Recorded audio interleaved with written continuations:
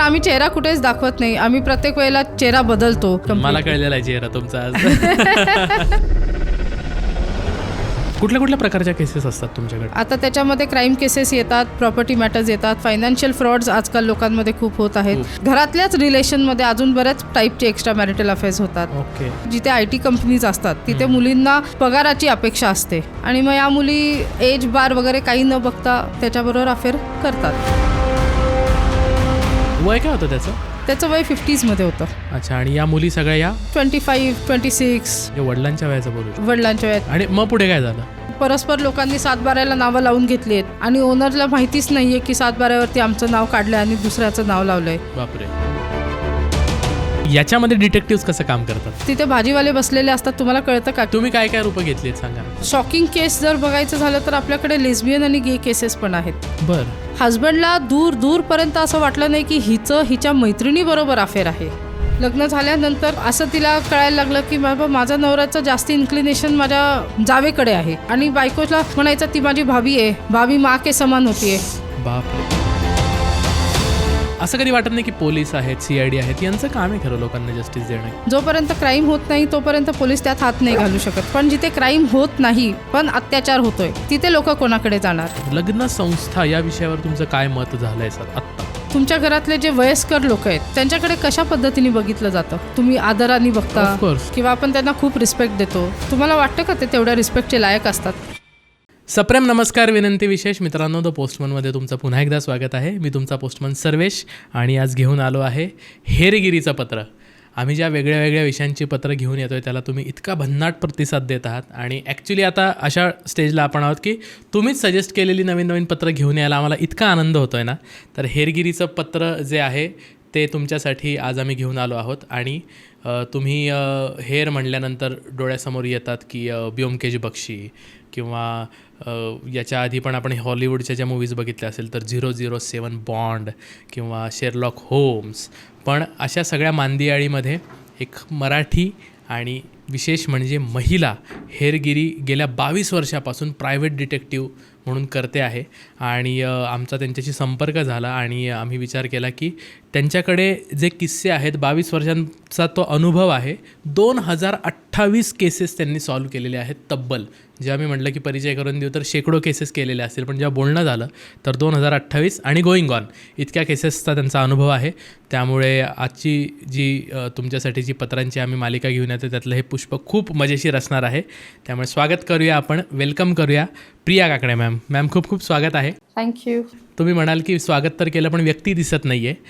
मित्रांनो, डिटेक्टिव्ह आहे त्यामुळे ते दिसणार नाही आहेत, पण तुम्हाला हे पत्र ऐकावंच लागेल कारण तुम्हाला पण त्यातनं काही माहिती मिळेल आणि त्यांनी केसेस सॉल्व्ह करताना त्यांचे काय अनुभव होते, त्याच्यावर त्यांनी कुठले कन्क्लुजन्स काढलेले आहेत, अशा संदर्भातली ही चर्चा असणार आहे. त्यामुळे त्यांची स्क्रीन ब्लॅकआउट जरी असली तरी त्या जे सांगणार आहेत ते तितकंच महत्त्वाचं आहे. त्यामुळे हे शेवटपर्यंत पत्र नक्की बघा आणि द पोस्टमनला सबस्क्राईब करा. तुर्तास या पत्राला सुरुवात करूया.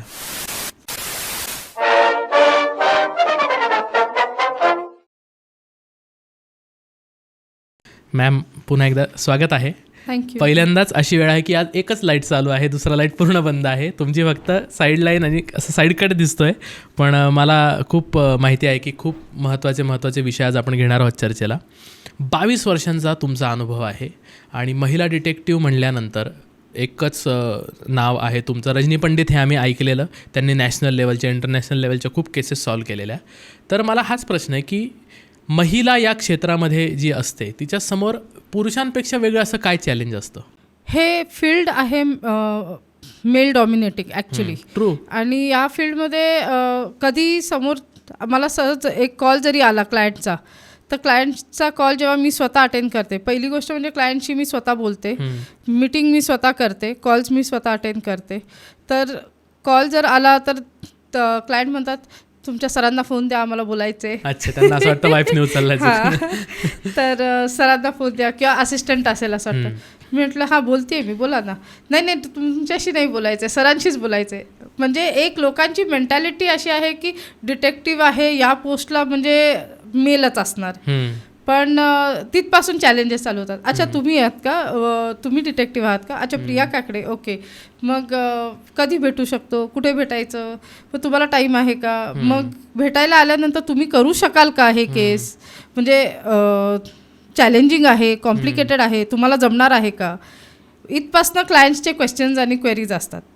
की मग आम्ही म्हणतो की तुम्ही या तरी आधी भेटायला, केस काय आहे ते सांगा. आणि जेव्हा पर्सनली क्लायंट येऊन भेटतात, they are so very well satisfied, की म्हणतात की यू बिंग अ फिमेल, महिला या केसमध्ये असणं आणि जेंट्सला जर का आम्ही भेटलो असतो, या फील्डमध्ये महिला असणं आणि जेंट्सला आम्ही जर भेटलो असतो, तर त्याच्यामध्ये खूप फरक आहे. तुमच्याशी जी कम्पॅटिबिलिटी झाली, मे बी फिमेल क्लायंट किंवा मेल क्लायंट, जे तुम्ही ज्या पद्धतीने समजून घेतलंय आम्हाला आणि ज्या पद्धतीने सोल्युशन तुम्ही दिलंय, म्हणजे आम्हाला नाही वाटत की असं कुठल्या जेंट्सकडनं पण आम्हाला आलं असेल. हे क्लायंट्सचे मला खूप रिव्ह्यूज येतात क्लायंटचे परत हे. आणि चॅलेंजेस अशा होतात की काही ठिकाणी जेंट्सलाच परमिशन्स असतात, काही ठिकाणी लेडीज जाऊ शकत नाहीत. ओके. पण त्या फील्डमध्ये, त्या एरियामध्ये सुद्धा आम्ही कव्हर अप करतो. म्हणजे चॅलेंजेस असले तरी ते आतापर्यंत ओव्हरकम केलेले आहेत. ओके.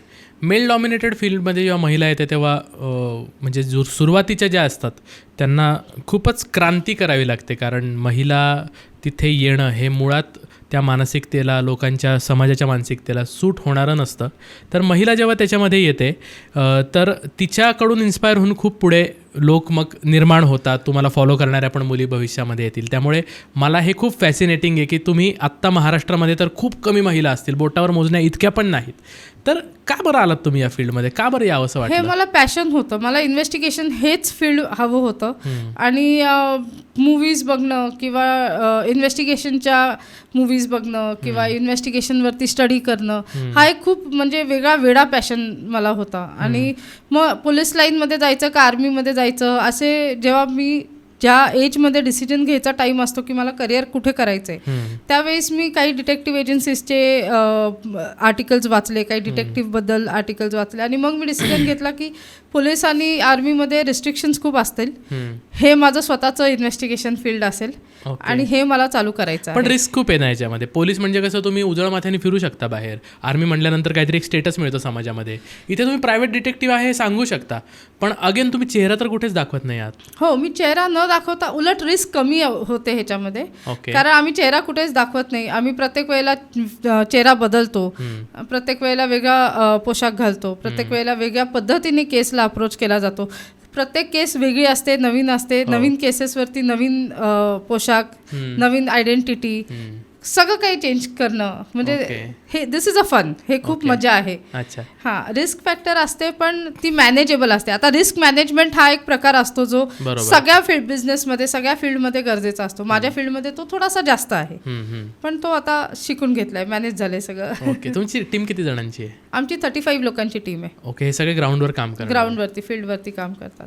मग असं नाही होत आता की बास झालं, आता 20 वर्ष मी फिरले, 35 लोकांची टीम आहे, आता मी बसते ऑफिसमध्ये आणि मी आता दाखवते चेहरा की अमुक वर्षाची एक केस होती, ती सॉल्व्ह करणे डिटेक्टिव्ह प्रिया, हा ती मीच, असं दाखवायची हाऊस नाही होत? नाही, बास झालं हे कधीच होणार नाही माझ्या लाईफमध्ये. खालचे लोक मॅनेज करतील. आता मी प्रसिद्धी मिळवते. नाही, प्रसिद्धीपेक्षा जास्त कामाचं पॅशन आहे. ओके. हे काम म्हणजे फील्डवर जाणं, एखाद्याचे एव्हिडन्सेस काढणं आणि ते दुसऱ्या क्लायंटला जस्टिस देणं, हे जे पॅशन आहे ते म्हणजे वेडं पॅशन आहे. ओके. मग त्यासाठी प्रसिद्धी वगैरे हे फेस दाखवून त्यात काहीच मजा नाहीये मला. म्हणजे माझी मेन मजा आहे एव्हिडन्स काढणं, लोकांना जस्टिस देणं. Okay. This is a main enjoyment. त्यामुळे मला कधी स्टॉप नाही करायचं. आणि प्रसिद्धी ही नावामध्ये असते, चेहरा दाखवून प्रसिद्धी घेऊन मला माझ्या प्रोफेशनला ते योग्य नाही. तुम्हाला जितका काळ तुमचा चेहरा रिव्हील होणार नाही तितकं त्याच्यातच तुम्हाला सॅटिस्फॅक्शन मजा आहे मला त्यात. I am satisfied. ओके.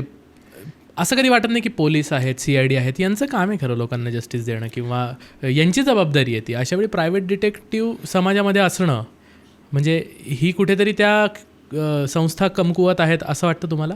नाही, पोलीस किंवा या संस्था कमकुवत अजिबात नाही आहेत. इनफॅक्ट आपले महाराष्ट्रातले पोलीस तर जोरदार आहेत, व्हेरी गुड वर्किंग. पण प्रॉब्लेम असा होतो की पोलिसांना लिमिटेशन्स असतात. ओके. पोलीस फक्त जिथे क्राईम होतो तिथे ऍक्टिव्हेट होतात, पण जिथे क्राईम होत नाही पण अत्याचार होतोय तिथे लोक कोणाकडे जाणार? ओके. जोपर्यंत क्राईम होत नाही तोपर्यंत पोलीस त्यात हात नाही घालू शकत. फॅमिली मॅटर्स मध्ये पोलीस जास्तीत जास्त सांगतात कोर्टात जा, डिवोर्स घ्या, ह्याच्या पलीकडे पोलीस काय करू शकतात? इनफॅक्ट अनेक ठिकाणी अत्याचार होत असेल पण तो व्यक्ती पोलीस स्टेशनपर्यंत पोहोचत नसेल तर तिथे पण पोलीस काहीच नाही करू काही शकत. करू शकत नाही. तुमच्या दोघांमधलं प्रकरण आहे, कोणीतरी तक्रार घेऊन या म्हणजे आम्हाला तिथे मे बी इन्व्हेस्टिगेशन सुरू करता येईल. करेक्ट. आणि खूप लोक तक्रार घेऊन जायला धजावत नाहीत, असे खूप लोक तुमच्याकडे येत असतील ना. हा, मग हे लोक आमच्याकडे येतात. मग या लोकांना एव्हिडन्सेस काढून देणं जेणेकरून ते पोलिसांकडे जाऊ शकतील की हा पुरावा आहे आमच्याकडे, असं असं झालेलं आहे आमच्याबरोबर, किंवा एव्हिडन्सेस काढून कोर्टात सबमिट करणं की माझ्या बायकोनी किंवा नवऱ्यानी माझ्याबरोबर असे अत्याचार केलेले, डोमेस्टिक व्हायलन्स अशा पद्धतीने केलेले आहेत ओके. आणि त्यांचं अफेअर बाहेर चालू आहे, माझं लाईफ खराब झालंय, हा स्टँड घ्यायला क्लायंटला आम्ही सपोर्ट करतो. हे एव्हिडन्सेस आम्ही देतो त्यांना, ओके. जेणेकरून पुढे जाऊन त्यांना कोर्टमधनं पोलीस स्टेशनमधनं जस्टिस मिळतं. ओके. मला खूप केसेस जाणून घ्यायचे आहेत तुमच्याकडून. आणि कुठल्या कुठल्या प्रकारच्या केसेस असतात तुमच्याकडे? आपण सगळ्या टाईपच्या केसेस करतो, anything and everything that needs evidence in court. Okay. आता त्याच्यामध्ये क्राईम केसेस येतात, प्रॉपर्टी मॅटर्स येतात, फायनान्शियल फ्रॉड्स आजकाल लोकांमध्ये खूप होत आहेत, एक्स्ट्रा मॅरिटल अफेअर्स तर काही विचारू नका, भन्नाट होत आहेत. कॉर्पोरेट लाईफमध्ये एक्स्ट्रा मॅरिटल अफेअर्स खूप आहेत, घराघरामध्ये आपापसात रिलेशन्समध्ये एक्स्ट्रा मॅरिटल अफेअर्स आहेत. सो अशा पद्धतीच्या सगळ्या केसेस मी करते. प्रॉपर एव्हिडन्स, ऑथेंटिक एव्हिडन्सेस जे कोर्टला लागतात ते आपण काढून देत असतो. ओके. सुरुवात कुठल्या डोमेनपासून करूयात? मला केसेस जाणून घ्यायचे. एक्स्ट्रा मॅरिटल पासून करूया. एक्स्ट्रा मॅरिटल पासून काय काय प्रकार आहेत? एक्स्ट्रा मॅरिटल अफेअर्समध्ये खूप सारी व्हरायटीज आहेत. म्हणजे जसं कॉर्पोरेट केसेस, कॉर्पोरेट लाईफमध्ये एक्स्ट्रा मॅरिटल अफेअर्स खूप होतात. बरं. घरगुती हाऊसवाईफ्स वगैरे ह्यांच्यात एक्स्ट्रा मॅरिटल अफेअर्स होतात. घरगुती रिलेशन्समध्ये जसं भावाच्या बायकांमध्ये, जावयांमध्ये भावाची बायको आणि तिच्याबरोबर एक्स्ट्रा मॅरिटल अफेअर म्हणजे वहिनीबरोबर, ओके, असे एक्स्ट्रा मॅरिटल अफेअर घराघरात होतात. घरातल्याच रिलेशनमध्ये अजून बऱ्याच टाईपचे एक्स्ट्रा मॅरिटल अफेअर्स होतात. ओके. तुमचा अप्रोच काय असतो अशा केसेस सॉल्व्ह करताना? म्हणजे आहे एक्स्ट्रा मॅरिटल अफेअर ही अम्ब्रेला, पण त्याच्यात इतके इतके टाईप्स आहेत. हो, तर मला सांगा ना थोड्याशा केसेस काही. बरं, आता कॉर्पोरेट केसपासून आपण सुरुवात करू. कॉर्पोरेट लाईफमध्ये असं होतं की एखादा पुरुष खूप चांगल्या पोस्टवरती आहे IT कंपनीमध्ये. तर माझ्याकडे ही केस आली होती की हा माणूस एकदम हाय लेवल IT केसवरती, हाय प्रोफाईलवरती होता आणि पोझिशन खूप स्ट्रॉंग असल्यामुळे त्या रिक्रुटमेंट त्याच्या हाताखाली होतं. नवीन नवीन मुली तो रिक्रूट करायचा आणि ज्या नवीन नवीन मुली रिक्रूट होतात IT कंपनीजमध्ये त्या जनरली बऱ्याचपैकी फायनान्शियली ब्रोकन असतात. त्या आउट ऑफ टाऊन ट्रॅव्हल करून जॉबसाठी इकडून तिकडून आलेल्या असतात आणि कुठेही कुठल्याही मेट्रो सिटीमध्ये किंवा कुठेही जिथे IT कंपनीज असतात तिथे मुलींना पगाराची अपेक्षा असते IT मध्ये जॉईन केल्यावर. आणि मग सॅटिस्फाईड जर सॅलरी त्यांना मिळत नसेल किंवा जी सॅलरी मिळते त्यात त्या सॅटिस्फाईड नसतील तर मग या काय करतात की एक खूप चांगल्या पोस्टवरती IT कंपनीमधला असलेला पुरुष त्याच्याबरोबर अफेअर चालू करतात. बरं. आता ही जी केस आली होती माझ्याकडे, या माणसाचं लग्न झालेलं होतं, बायको घरात असायची, शिकलेली बायको, खूप छान सुंदर, आणि 2 मुलं तिला असल्यामुळे ती जॉब करू शकत नव्हती आणि तिने घरगुती हाऊसवाईफ बनून राहायचा डिसिजन घेतला मुलांसाठी आणि घरासाठी.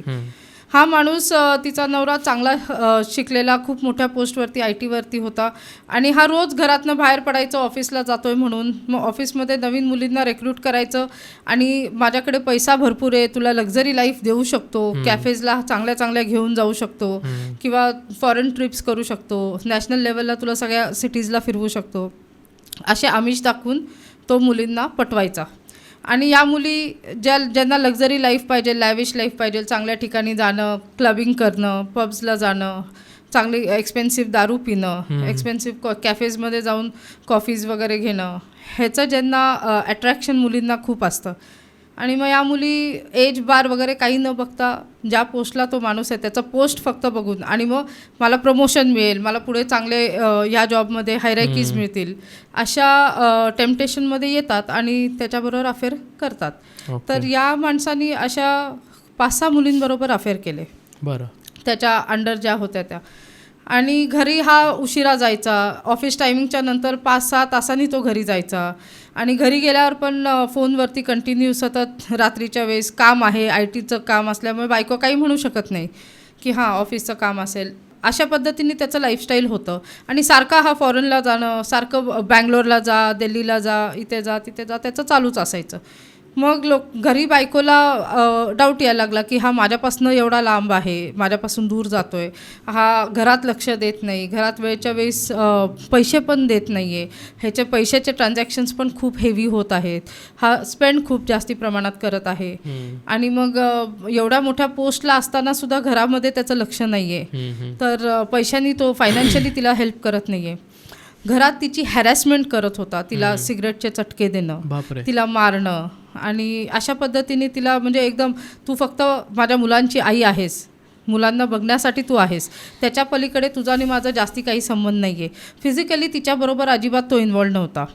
आणि मग बायकोला डाऊट यायला लागला की हा जर फिजिकलीसुद्धा माझ्याबरोबर इन्वॉल्व नाही आहे, मेंटली पण नाही आहे, आणि मुलांकडे पण तेवढं फारसं लक्ष तो देत नाही आहे, म्हणजे हा समाजासाठी फक्त लग्न हे आहे आणि ह्याची पोझिशन आणि सोसायटी इमेज जपण्यासाठी तो फक्त माझ्याबरोबर आहे. मग इन दॅट केस तिने तिच्या आईवडिलांना वगैरे सांगितलं असं सगळं होतं आहे. नात्यातलीच मुलगी होती ती. आणि मग त्यांनी पण तिला क्वेश्चन केलं, तर तो म्हटला नवरा बायकोंच्या मध्ये तुम्ही पडायचं नाही अजिबात. ओके, हां, हे आमचं आपापसात जे काय आहे ते आहे, नाही तर तुम्ही घेऊन जा तुमच्या मुलीला. मग आई वडील पण तिचे काही करू नाही शकले इन दॅट केस. मग त्यांनी आम्हाला अप्रोच केला की असं असं आमच्या मुलीचा संसार खराब झालेला आहे आणि डोमॅस्टिक व्हायलन्स खूप प्रमाणात तिच्याबरोबर होत आहे. आणि मग ती पण आली मला भेटायला. बायको भेटायला आल्यानंतर तिने मला सगळं सांगितलं. तर दॅट वॉज व्हेरी बॅड. म्हणजे इतकं मला वाईट वाटलं ते ऐकून की खूप अत्याचार तिच्यावरती. आणि मग आम्ही डिसाईड केलं की ही केस घ्यायची. आता ही केस घेतल्यानंतर इन्व्हेस्टिगेशन चालू केल्यावर कळायला लागलं की हा घरातनं बाहेर पडतो, एका मुलीला पिकअप करतो, ऑफिसला घेऊन जातो, ऑफिसमधनं बाहेर पडतो, दुसऱ्या मुलीला ड्रॉप करायला जातो, तिसऱ्याच मुलीबरोबर कॅफेला कुठेतरी दिसतो, चौथ्याच मुलीबरोबर कुठेतरी 5 स्टार हॉटेलला जातो. म्हणजे एवढे मल्टिपल अफेअर्स. एक अफेअर असलं तर माणूस म्हणतं की ठीक आहे चल बायकोकडनं सुख नाहीये म्हणून हा माणूस बाहेर जातोय. पण जेव्हा मल्टिपल अफेअर्स असतात तेव्हा बायकोकडनं सुख नसतं, हा दुसरं सुख शोधत असतो. सो मग हो, एकदम डिमॉनिक माणूस एकदम. आणि मग आम्ही जेव्हा शोधायला चालू केलं, इन्व्हेस्टिगेशन केलं, तेव्हा कळलं की हा 5 स्टार हॉटेल्समध्ये मुलींना घेऊन जातो, फॉरेन ट्रिप्सवरती मुलींना हा घेऊन जातो, ते त्यांचे पासपोर्ट्स हे ते घेऊन त्याच्याच फ्लाईटमध्ये ट्रॅव्हल करतात, तिथे जाऊन ते लोक भेटतात. आणि बँगलोरमध्ये, दिल्लीमध्ये त्यांनी 5 स्टार हॉटेल्स बुक केले होते, तिथे मुलींबरोबर 3-3 दिवस तो राहत होता. वय काय होतं त्याचं वय 50s मध्ये होतं. अच्छा. आणि या मुली सगळ्या या 25, 26, 27 न्यू जॉईनिंग सगळे नवीन एकदम असे. आणि वडिलांच्या वयाचा पुरुष, वडिलांच्या वयाचं त्यांना काहीच नाही, फक्त पैसे मिळत आहेत, लक्झरी लाईफ मिळते, 5 स्टार हॉटेल्स बघायला मिळत आहेत, तिथे राहायला मिळतंय, बस. त्यांना म्हणजे ह्याच्या पलीकडे काहीच नाही. आणि अटॅचमेंट किंवा स्ट्रिंग्स नावाचा काही प्रकारच नाही. No attachment at all, no bonding. म्हणजे असं नाही की हा मी तुझ्या प्रेमात पडले, मला प्रमोशन दे, मला लक्झरी लाईफ दे, बस, बाकी तू तुझी काही करते. बरं, मल्टिपल मुलींच्या अफेअर्समध्ये 2-3 मुलींना हे पण माहित होतं की तिच्याबरोबर पण अफेअर आहे, हिच्याबरोबर पण आहे, पण आम्हाला काय करायचंय, you go with anyone, you are a married man. म्हणजे मुलींची पण मेंटॅलिटी अशी आहे. आणि मग पुढे काय झालं? मग आम्ही त्याचे एव्हिडन्सेस काढले हॉटेल्समध्ये जाताना, बाहेर येताना, नंतर फ्लॅटवरती त्याचे एव्हिडन्सेस काढले. लिटरली आम्ही फिजिकल रिलेशनशिपचे त्याचे एव्हिडन्सेस काढले आणि बायकोला दिले. आणि मग ते बायकोनी जाऊन कोर्टसमोर प्रेझेंट केले की ह्याचं ॲडल्ट्रीचं असं असं चालू आहे आणि मला असं डोमॅस्टिक व्हायलन्स तो करत आहे. आणि बायकोला त्याला प्रॉपर्टी, ॲलिमनी सगळी द्यावी लागली.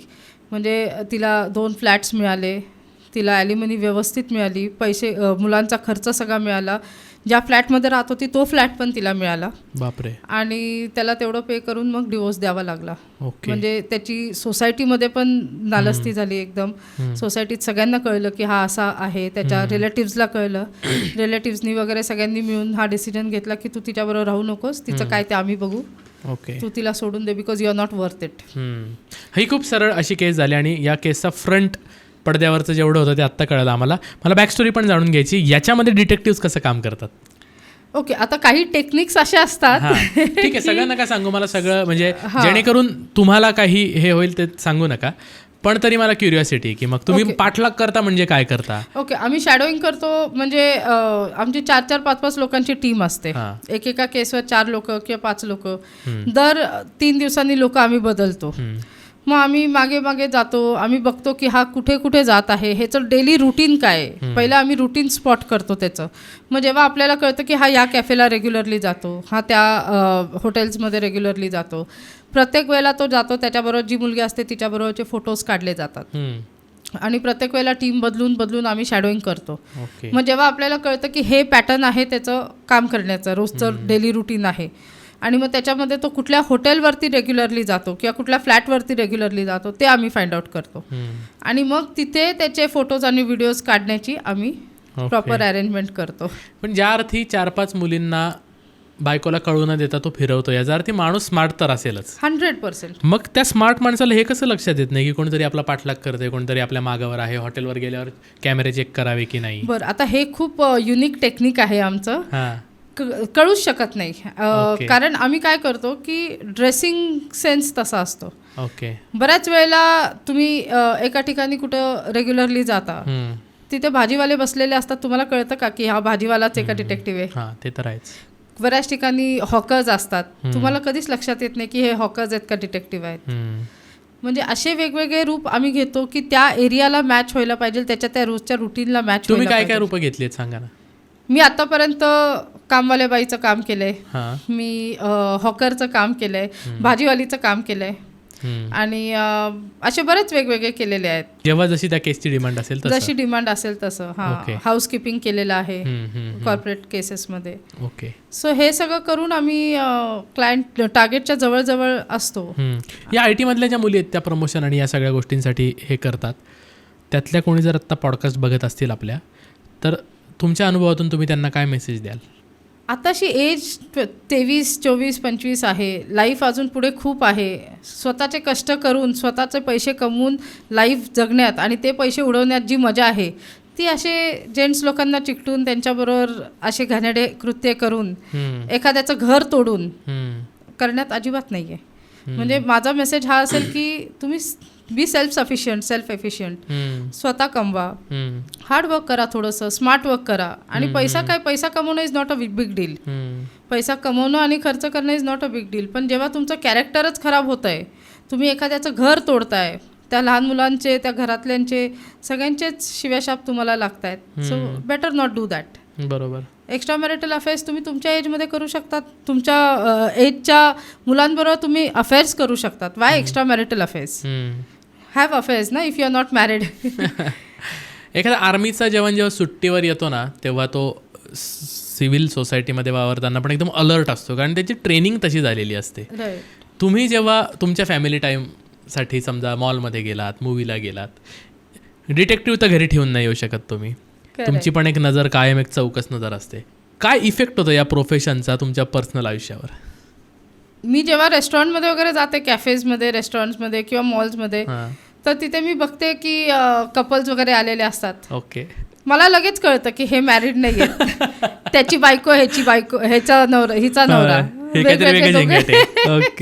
त्यामुळे माझ्या नजरेत ते येतं लगेच. बेरकी नजर झाली आता. हो. आणि मी एकदम अलर्ट असते की कोणाची बायको कोणाबरोबर आहे, कोणाचा नवरा कोणाबरोबर आहे. Okay. Other than that crime कुठे होत आहे, कशा प्रकारे होत आहे, हे सगळं नजर तशी झालेली आहे, म्हणजे अशीच झालेली आहे. डाऊट आणि डाऊटचा चष्मा ओके हे घालूनच फिरतो आम्ही आता life time. No personal life, no professional life, सगळं एकच आहे. अच्छा.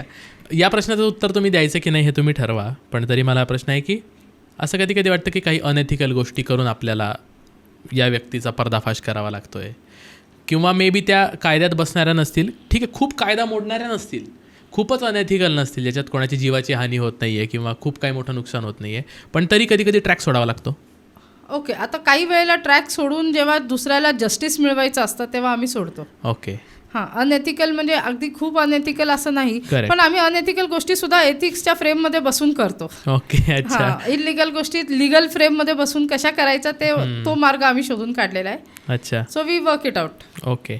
आणि हा जो डिटेक्टिव्हचा एक सगळ्यात USP आहे मुख्य, की तुम्हाला खरं शोधण्यासाठी खोटं बोलावं लागतं. तो तुमचा कामाचा भाग आहे. तर त्याचा पण स्वतःच्या आयुष्यावर काही परिणाम होतो का? नाही, प्रोफेशनल आणि पर्सनल लाईफ हे जेव्हा तुम्हाला वेगवेगळं मेंटेन करता येतं तेव्हा फारसा असा काही फरक होत नाही. आणि या प्रोफेशनमध्ये कंपल्सरी खोटंच बोलावं लागतं. या प्रोफेशनमध्ये खरं बोलून चालतच नाही. ओके. त्यामुळे जेवढं मे बी टार्गेट्स बरोबर मी जेवढा वेळ स्पेंड करते तेवढा वेळ मी माझ्या घरी पण स्पेंड नाही करत. त्यामुळे मी 90% टार्गेट्स बरोबर खोटंच बोलते. आणि घरी जेवढा वेळ असतो तो वेळ माझ्यासाठी बोनस टाईम असतो की हां चला खरं बोलून घेऊया. ओके. स्मार्ट टार्गेट मिळालंय का कधी? खूप. म्हणजे की तो व्यक्ती खूप स्मार्ट होता, त्यांनी आम्हाला केस तिथे सोडून द्यायला लावली. सोडून नाही देत आम्ही. ओके. नाही ॲट एनी कॉस्ट मी सोडून देत नाही. बरोबर. ओके. स्मार्ट किती पण तो असला तरी मग आम्ही काय करतो, थोडंसं ट्विस्ट अँड टर्न करतो, थोडा गॅप देतो, थोडा वेगळ्या पद्धतीने करतो. मग प्लॅन ABCDE सगळे असतात. ओके. मग हा प्लॅन नाही वर्कआउट झाला की तो प्लॅन, तो नाही झाला तर तो प्लॅन. मग त्यावेळेस एम्प्लॉईज जास्ती यूज करावे लागतात, एक्सपेन्सेस थोडे जास्ती करावे लागतात. पण तरी ठीक आहे, जेवढा स्मार्ट टार्गेट असतो तेवढा जास्ती मजा असते केसमध्ये. तुमच्यावर उलटलंय असं कधी होऊ शकतं? नाही, आतापर्यंत तर तसं झालं नाही. तेवढी तुम्ही प्रिकॉशन्स घेतले. आधी एकदम सुरुवातीला जेव्हा चालू केलं होतं तेव्हा झालेल्या आहेत काही गोष्टी, पण आता नाही, आता प्रिकॉशन्स घेतलेत. ओके. आता व्यवस्थित काम करतो एकदम. आणि समोरच्याचं विश्वासन संपादन करणं ही फार महत्त्वाची गोष्ट आहे जेव्हा समोरच्याकडून काही काढून घ्यायचं असतं.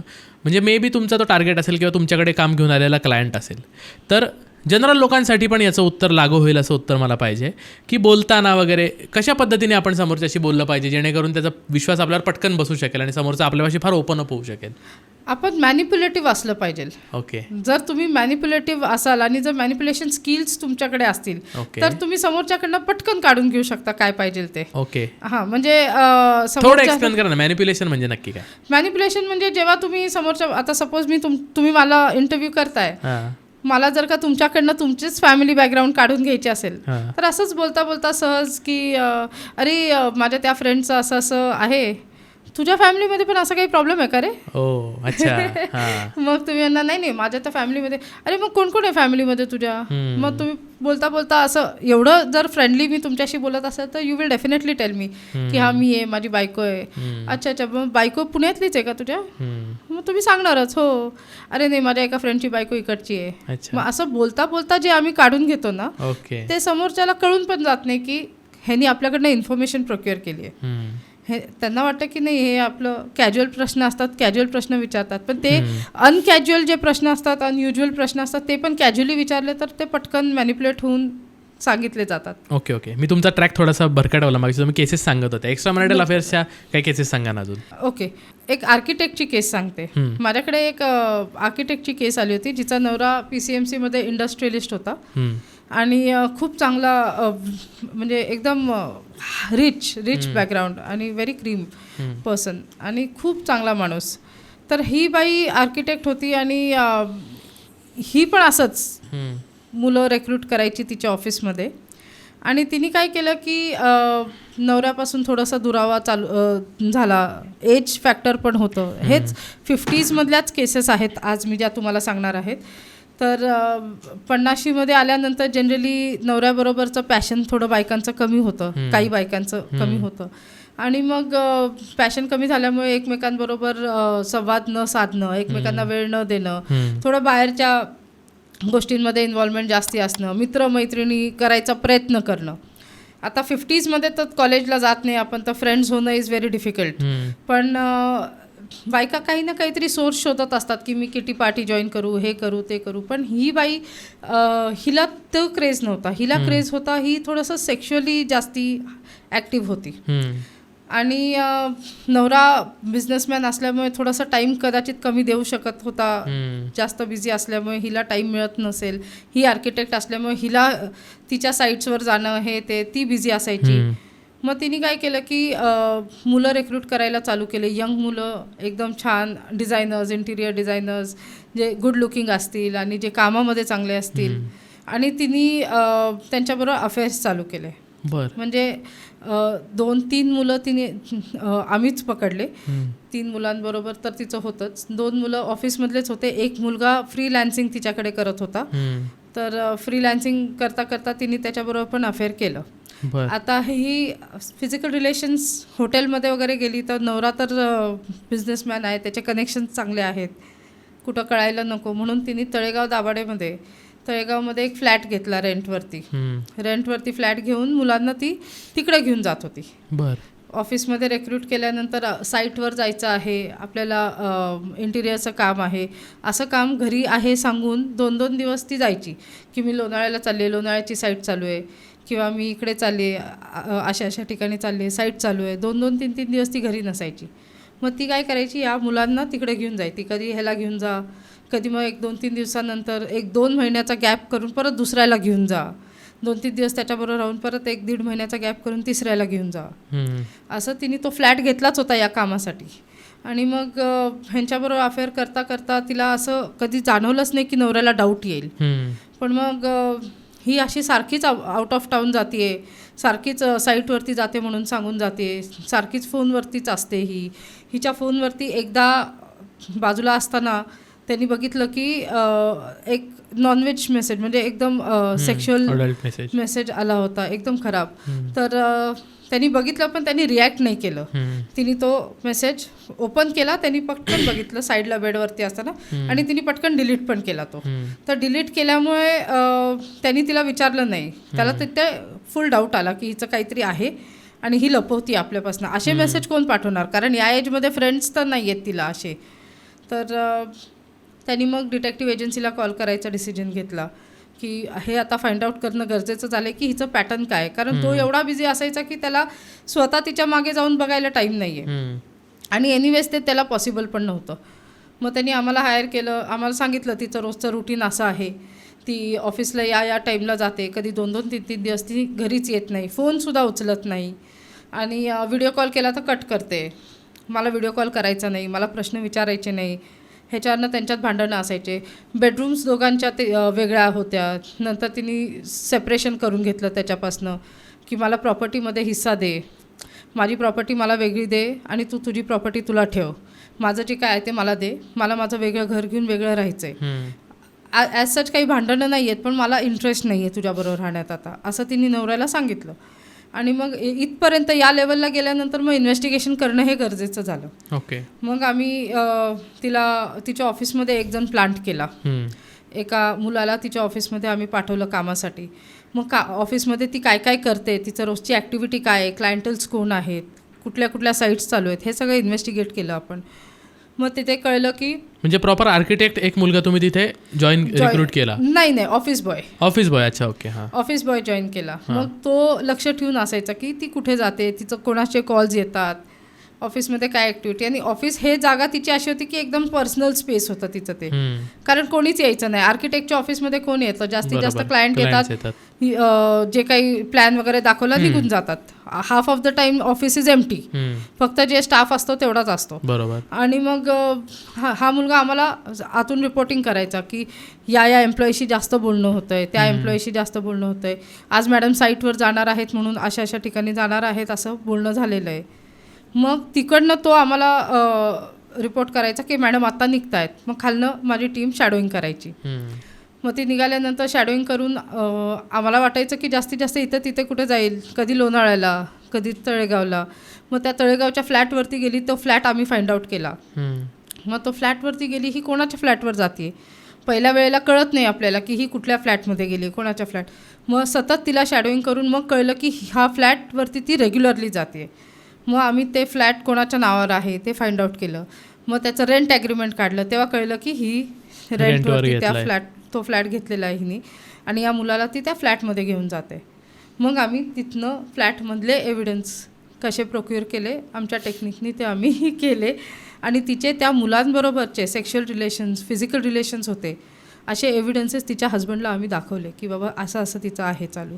मग तिच्या हजबंडनी रेड हँड पकडलं तिथे जाऊन, की फ्लॅटवरती गेले आणि बेल दाबली, तेव्हा ती आतमध्ये होती आणि तो मुलगा आतमध्ये होता, आणि रेड हँड त्यांनी पकडलं तिला, आणि तिला ₹1 ॲलिमनी न देता घरातनं बाहेर काढलं. डिवोर्स झाला एकदम सक्सेसफुली, आणि ते आता त्यांच्या मार्गाला लागलेत. बापरे. म्हणजे केस होती डिवोर्सची, आणली तिच्या हजबंडने तुमच्याकडे.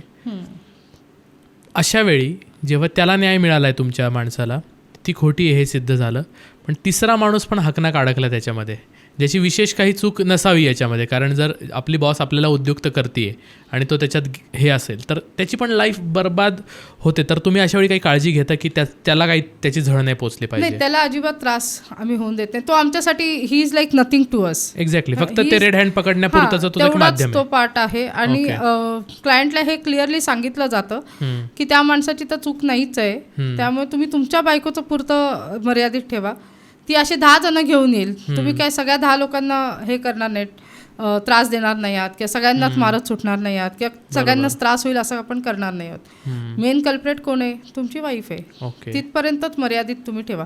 तो एव्हिडन्स कोर्टला दाखवण्यापुरताच असतो, त्याच्यानंतर तो कोणाकडेच जात नाही. म्हणजे तिथेच तो फिनिश होतो एव्हिडन्स. ओके. आणि या एक्स्ट्रा मॅरिटलच्या एवढ्या केसेस येत आहेत मॅम तुमच्याकडे, किंवा आजकाल डिटेक्टिव्ह असं यूट्यूबवर जरी टाकलं तरी बरेच जण एक्स्ट्रा मॅरिटल केसेसबद्दल सांगतानाच तुम्हाला सापडतात. तर इतक्या केसेस सॉल्व्ह करून, इतक्या केसेस अभ्यासून लग्नसंस्था या विषयावर तुमचं काय मत झालं आहे आत्ता? कारण भारताची लग्नसंस्था ही फार एक महत्त्वाचा पिलर आहे असं आपण म्हणतो, कारण आपली कल्चर त्याच्यावर टिकून आहे असंही म्हणलं जातं. तर तेच कुठेतरी उघडं पडताना दिसतं या केसेसमधनं. हो, आता सोशल मीडियामुळे आणि इझी डेटिंग ॲप्समुळे वगैरे हे इतकं इझी झालं, लोकांना जग इतकं जवळजवळ आलेलं आहे. म्हणजे on a 1 click you get a female, on a click you get a man, इतकं इझी झालेलं आहे. आणि त्या एका क्लिकमुळे तुम्हाला किती पटकन तुमचं लग्न तोडायचं किंवा नाही तोडायचं ते that is become on your fingers now. Marriage टिकवणं आणि न टिकवणं आणि मॅरेजमध्ये फेथफुल राहणं किंवा न राहणं हे तुमच्या फिंगर्सवरती आहे आता. खरंय, it is on the tip of your fingers. की मी फोनवरती फक्त एका ॲपवर गेलो, नंबर मिळाला, I just have to dial आणि आय एम डन. म्हणजे इतकं इझिली फिमेल्ससुद्धा अवेलेबल आहेत. पण लग्नसंस्था म्हटलं तर जे लोक ह्या गोष्टीमध्ये कॅरीड अवे झालेले आहेत, सेक्शुअल रिलेशन्स, बाहेरचे फिजिकल रिलेशन्स, मल्टिपल अफेअर्स, ह्याच्यामध्ये जे लोक कॅरीड अवे झाले त्या लोकांना लग्न हा प्रकारच, म्हणजे त्या लोकांनी कधी विचारच केला नाही की लग्न केलंय मी किंवा लग्न हा विषय काय आहे. त्यांच्यासाठी हा विषय झिरो आहे. जे आधीची संस्कृती होती की लग्न केलंय म्हटल्यावर मी आणि माझा नवरा किंवा मी आणि माझी बायको हे आमचीच जग आहे, आमचंच दुनिया आहे आणि आमच्यामध्ये दुसरं कोणीच नाहीये. ते प्रेम होतं, ते प्रेम आता कुठे राहिलेलं दिसतच नाहीये. म्हणजे बायकोचं ना नवऱ्यावर दिसतं ना नवऱ्याचं बायकोवर दिसतंय. ती दुनियाच बदललेली आहे. त्याच्यामध्ये आमच्या दोघांमध्ये कोणीच थर्ड पर्सन नाही. तर त्यांच्यामध्ये फक्त एवढंच दिसतं की थर्ड पर्सन म्हणजे आमचे सासू सासरे आमच्यामध्ये नाही, की आई वडील आमच्यामध्ये नाही, पण बाकी एवढ्या मुली, एवढे मुलं, हे सगळं म्हणजे खूप विस्कटलेलं आहे. आणि हे जगच कम्प्लीट खराब झालं आहे जेव्हापासून इंटरनेट आलेलं आहे. हे 1 फिंगर क्लिक जो आहे that is a very pathetic situation right now in India. की लोक इतके फटफट ॲप्सवरती जातात, टिंडरला जातात, मिंगल्सला जातात, वेगवेगळ्या साईट्सवर जातात, डेटिंग ॲप्सवर जातात आणि मॅरेजची सगळी वाटच लागलेली आहे. किंवा खूप 40-50शीतले असे लोक आहेत की शाळा किंवा कॉलेजमध्ये अफेअर होतं, पण शाळा कॉलेज सुटलं, मग तो मुलगा एकीकडे मुलगी एकीकडे, मध्ये 20 वर्ष काहीच संपर्क नव्हता, पण आता पुन्हा फेसबुकवर सापडलेत एकमेकांना, इंस्टाग्रामवर सापडलेत एकमेकांना. ते पण खूप केसेस. पण अशा केसेस खूप कमी आहेत माझ्याकडे की हा चला तेव्हाचे सापडलेत आणि मग आम्ही परत त्यांच्यात एनग्रॉस झालो आणि आम्ही परत प्रेमात पडलो. हे प्रेम हे प्रकरणच मला दिसत नाही कुठे. ओके, इथे फक्त हवस आहे, इथे फक्त सेक्शुअल रिलेशन्स आहेत, फक्त pleasures of the body and pleasures of life आहे, फक्त पैसा आहे की समोरच्याला मी कसं यूज करू. जर ठीक आहे मुलींच्यासाठी असं आहे की ठीक आहे मला जर माझी बॉडी देऊन समोरच्याला प्लेजर द्यायचा असेल आणि त्याच्या बदल्यात मला पैसे आणि लक्झरी लाईफ मिळत असेल तर वाय नॉट. आणि मुलांसाठी असं आहे की जाऊ दे ना, बायको घरात आहे, अरेंज मॅरेज आहे, काय करायचं आहे, बाहेर मजा मारायला मिळते तर why not. Working husband working wife हे खूप मोठ्या प्रमाणात झालेलं आहे. म्हणजे वर्किंग हजबंड, तुम्ही ऑफिसमध्ये गेल्यानंतर तुमची वाईफ वेगळी आहे आणि ऑफिसमधली वाईफ वेगळी आहे. ऑफिस पाऊस, हां, they treat each other like a working wife and working husband. दोघंही जरी काम करत असले, दोघांचंही तिथे एकाचं लफडं असेल, इथे एकाचं लफडं असेल तरी घरात कळत नाही. आणि they want to live in open marriage also nowadays. आजकाल लोक डिमांड करतात की आपण ओपन मॅरेजमध्ये राहू, तू तिकडे अफेअर्स कर, मी इकडे अफेअर्स करते. मधल्यामध्ये मुलांची काय वाट लागते त्याच्यात त्यांना काहीच, म्हणजे प्रेम हा प्रकारच मला सापडत नाही याच्यात. इनफॅक्ट मी पण मध्यंतरी खूप शॉक्ड होतो. आमचे एक मित्र आले होते ऑफिसवर, ते दाखवत होते की काय काय प्रकरणं चालू आहेत सध्या आणि त्यात पुण्यामध्ये पण असे अनेक प्रकरणं चालू आहेत की कधी कधी कपल्स अजून एक थर्ड पर्सन अफेअरसाठी तो डिमांड करतोय, असे ॲप्स पण आलेले आहेत, काही वेबसाईट्स आहेत. कधी कधी असं आहे की दोघं आहेत, लग्न केलेलं आहे, पण दोघांनी एकमेकांना संमती दिलेली आहे पूर्ण की तू तुझी मोकळी आहेस, मी माझं मोकळं आहे, आपण अंडर द रूफ एकत्र राहूयात, कायद्याच्या चौकटीत बसणारं आपलं लग्न असेल. म्हणजे ते शॉक व्हायला होतं कधी कधी. माझ्याकडे वर्किंग वाईफ वर्किंग हजबंड ही जी कॉन्सेप्ट आहे ही खूप वाढताना मला दिसत आहे. ओके. त्याच्या व्यतिरिक्त शॉकिंग केस जर बघायचं झालं तर आपल्याकडे लेस्बियन आणि गे केसेस पण आहेत. बरं. हां, त्या पण अशा एकदम विचित्र आणि शॉकिंग केसेस आहेत की ओके. नवरा माझ्याकडे एक दिवस आला आणि म्हटलं की माझी बायको सारखी फ्रेंड बरोबरच राहते, तिच्या मैत्रिणीकडेच जाते, तर तिची मैत्रीण तिला कुठंतरी अफेअर करायला हेल्प करते का हे सांगा मला. ओके, त्याची वेगळी शंका होती. हां, ओके. त्याला वाटत होतं की बायकोचं काहीतरी अफेअर चालू आहे, सारखी फोनवर असते, 2-2 दिवस ती जाते आणि मैत्रिणीकडे राहते, मैत्रीण तिला घेऊन जात असेल कोणाला तरी भेटायला किंवा तिथे कोणतरी पुरुष येत असेल आणि तिचं अफेअर असेल. पण जसं आम्ही इन्व्हेस्टिगेशन चालू केल्यावर कळलं की ही फक्त मैत्रीण आणि ही दोघीच असतात, ह्याच्यात तिसरं कोणी नसतंच. मग आम्हाला डाऊट आला की असं का, म्हणजे मी हस्बंडला सांगितलं नाही तिचं अफेअर नाही आहे अजिबात. तो म्हणतो नाही, ती रात्री जर माझ्याकडे असली तर 24 तास म्हणजे ऑलमोस्ट ती फोनवरच असते आणि मैत्रिणीशी बोलत असते आणि मैत्रीण कदाचित तिच्या मैत्रिणीच्या नावावर फोन असेल आणि मैत्रीण दुसऱ्या मुलाला कोणाला तरी फोन देत असेल, माझ्यासमोर मैत्रीण बोलत असेल, कदाचित त्या मैत्रिणीचा भाऊ किंवा फ्रेंड असं कोणतरी असेल, नंतर ती त्याच्याशी बोलत असेल. हजबंडला दूरपर्यंत असं वाटलं नाही की हिच्या मैत्रिणीबरोबर अफेअर आहे. कशी केस सॉल्व्ह केली मग ती? जेव्हा केस माझ्याकडे आली, आम्ही तिला शॅडोईंग करायला चालू केलं, तेव्हा कळलं की ती ऑल द वे कोल्हापूरवरनं पुण्याला येते. कोल्हापूरची केस आहे ही बेसिकली. कोल्हापूरवरनं पुण्याला येते आणि पुण्यामध्ये ती एका फ्लॅटमध्ये त्या मैत्रिणीच्या जाऊन राहत आहे. आता 2 मुली फ्लॅटमध्ये जनरली राहणं is so normal, quite normal. मग आम्ही शेवटी तिच्याशी फ्रेंडशिप केली, माझ्या एका फिमेलनी. तिच्याशी फ्रेंडशिप केल्यानंतर तात्पुरतं मी इथे आलेली आहे आणि दिल्लीची आहे, इकडची नाही आहे, तर मला थोडे दिवस 2-3 दिवस राहायला जागा हवी आहे. मग मी स्वतः PGसाठी बघणार आहे. आता हिची मैत्रीण एकटीच राहत होती, या दोघी एकमेकींच्या गर्लफ्रेंड्स, त्या दोघींना तिसरी कोणी त्यांच्यामध्ये नको होती. पण हिच्याशी फ्रेंडशिप केल्यानंतर ही म्हटली की ठीक आहे, 2-3 दिवसाचा प्रश्न आहे तर मी माझ्या फ्रेंडच्या घरी तुला ठेवू शकते. आम्ही तिथे तिच्याशी फ्रेंडशिप केली, तिच्याबरोबर राहायला सुरुवात केली आणि फ्रेंडशिपमध्ये हे कळलं की हे दोघे एकमेकींना जेवण भरवणं, बेडरूममध्ये एकमेकींबरोबर राहणं, हिला बाहेर ठेवणं आणि मग नंतर त्यांच्यामध्ये असं फिलिंग्स जागायला लागले की चला आपण हिला पण घेऊया. माझी जी एम्प्लॉई पेरलेली बाई होती, बापरे, तिला पण घेऊ आपण. मग 2-3 दिवसानंतर ते लोकांनी तिला सांगितलं की आम्ही तुला परमनंट ठेवू इथे, तुला जर काही रेंट द्यायचं असेल तर तू आम्हालाच rent they, you can stay here, let's be good friends, आपण तिघी एकत्र राहायचं पण आपल्या तिघींमध्ये दुसरं कोणी नकोय. मग हिला वाटलं की असं का बोलतायत हे.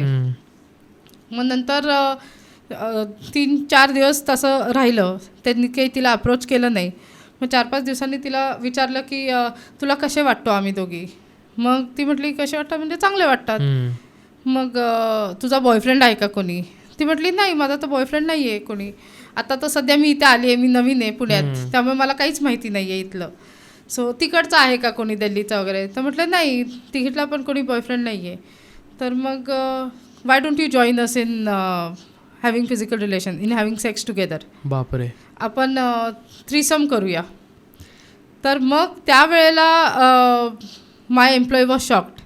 तिने ते सगळं रेकॉर्ड केलं आणि मग हे दोघी बाहेर कुठेच जात नाही आहेत. हे लोक बार्बेक्यू नेशन्सला जा, इथे जा, तिथे जा, दोघीच आपल्या सतत मजा करतात. मग हिला जॉईन करून घेतलं.